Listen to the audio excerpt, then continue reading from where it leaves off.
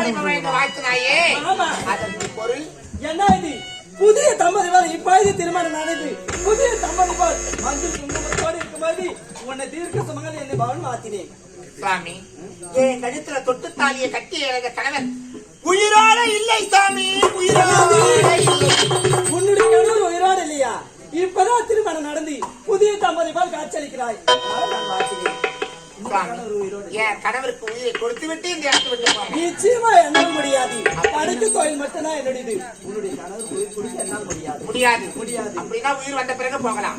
அப்படியே நினைச்சேன். இந்த நாரத பேச்சு கேட்டு போனா அவன் குட்ட கலக்கி கொட்டா கொல்லி சொல்றாங்களே, கரெக்டா இருக்குது பாரு.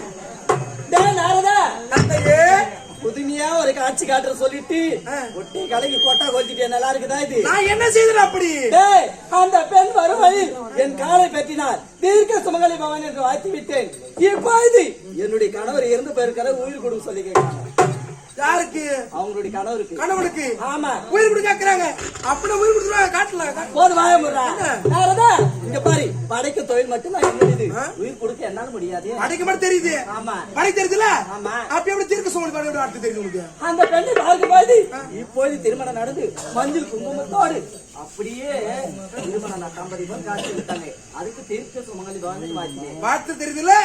அப்படின்னா அந்த பெண் கேட்டவங்க உயிர் கொடுத்துருவாங்க கணவருக்கு. நிச்சயமா என்னால் முடியாது. இதுக்கு வழி பண்ணி நீதான் சொல்லணும். இதற்கவே நான் சொல்லணும். ஆமா, அப்படி என்றால் படைக்கும் கர்த்தா நீங்க.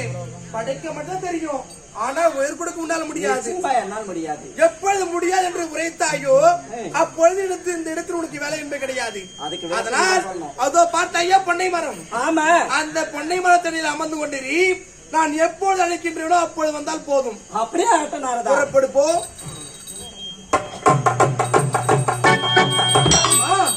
என்னோட தந்தையார் முடியாது என்று உரைத்து விட்டார்.